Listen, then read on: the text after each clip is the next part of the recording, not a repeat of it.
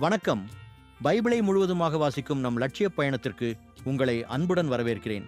இன்று நாம் எண்ணிக்கை நூலில் 11வது அதிகாரத்தை வாசிக்க இருக்கிறோம்.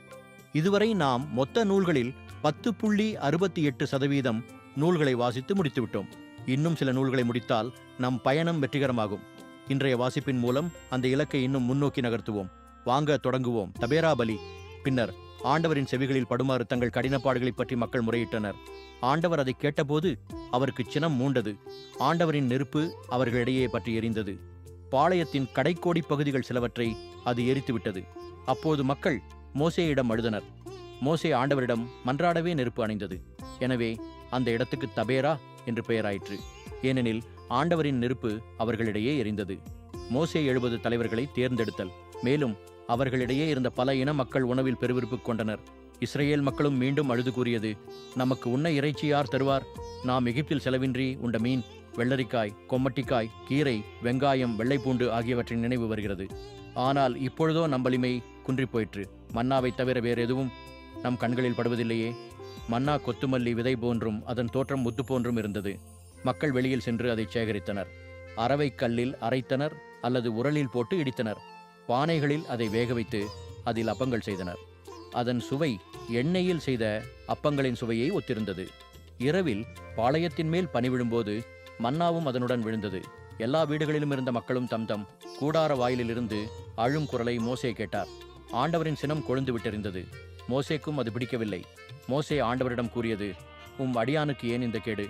நீர் எனக்கு கருணை கட்டாமல் இம்மக்களின் எல்லா பழுவையும் என்மேல் சுமத்தியது ஏன்?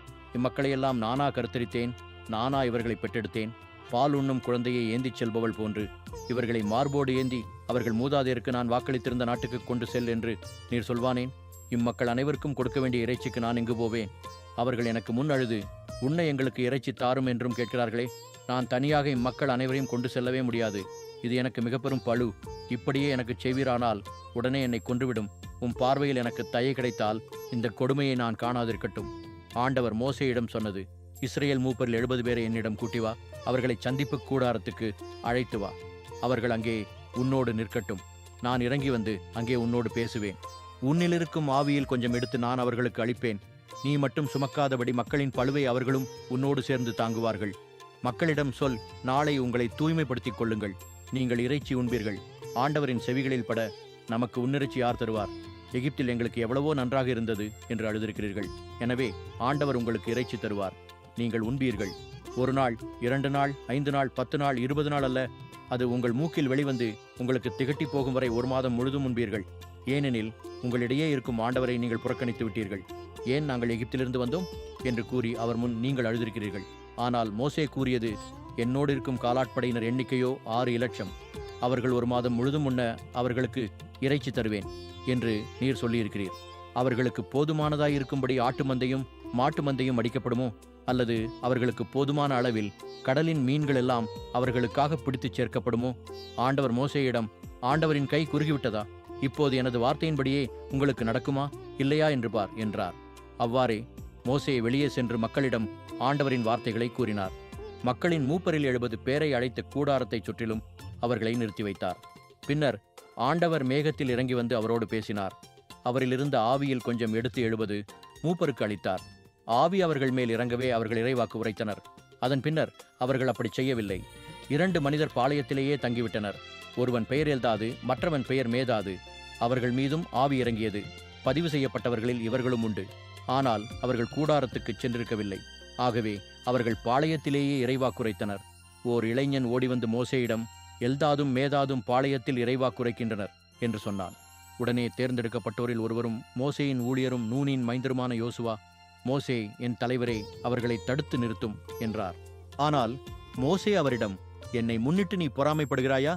ஆண்டவரின் மக்கள் அனைவருமே இறைவாக்கினராகும்படி ஆண்டவர் அவர்களுக்கு தம் ஆவியை அளிப்பது எத்துணை சிறப்பு என்றார். பின் மோசேயும் இஸ்ரேலின் மூப்பரும் பாளையத்துக்கு திரும்பினர். ஆண்டவர் காடைகளை அனுப்புதல்.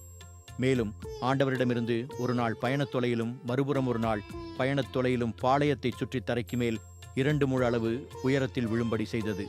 மக்கள் எழுந்து அந்த பகல் முழுதும் இரவு முழுதும் மறுநாள் பகல் முழுதும் காடைகளைச் சேர்த்தார்கள். மிக குறைவாகச் சேர்த்தவன் 10 கலம் அளவு சேர்த்திருந்தான். அதை அவர்கள் பாளையத்தைச் சுற்றி வெளியே முழுதும் தங்களுக்காக பரப்பி வைத்தார்கள். அவர்கள் விழுங்கும் முன் பற்களிடையில் இறைச்சி இருக்கையிலேயே ஆண்டவரின் சினம் மக்களுக்கு எதிராக மூண்டது. ஆண்டவர் மாபெரும் வாதையால் மக்களை சாகடித்தார். ஆகவே அந்த இடத்துக்கு கிப்ரோத்து அத்தாவா என்ற பெயர் வழங்கியது. ஏனெனில் பெருவிருப்பு கொண்டிருந்த மக்களை அவர்கள் அங்கேயே புதைத்துவிட்டனர். கிப்ரோத்து அத்தாவிலிருந்து மக்கள் பயணமாகி அசரோத்துக்கு வந்து அங்கே தங்கினர். நாம் 1189 அதிகாரங்களில் 128 அதிகாரங்களை நிறைவு செய்துவிட்டோம். இன்னும் சில அதிகாரங்களை வாசித்தால் முழு பைபிளையும் முடித்து விடுவோம். நாளை அடுத்த அதிகாரத்தை பார்க்க சந்திப்போம். நாள்தோறும் இந்த பயணத்தில் நீங்களும் பங்கேற்றால் பைபிளை முழுமையாக வாசித்து முடிப்போம். இது நம் வாழ்க்கையிலும் ஆன்மாவிலும் பெரிய மாற்றத்தை ஏற்படுத்தும். இந்த பயணம் உங்களுக்கு நம்பிக்கையையும் சமாதானத்தையும் கொடுத்தால் இந்த வீடியோவை லைக் செய்யவும் சப்ஸ்கிரைப் செய்யவும் மறக்க வேண்டாம். பகிர்ந்து மற்றவர்களையும் இந்த பயணத்தில் சேருங்கள். நாளை மறக்காமல் வாருங்கள்.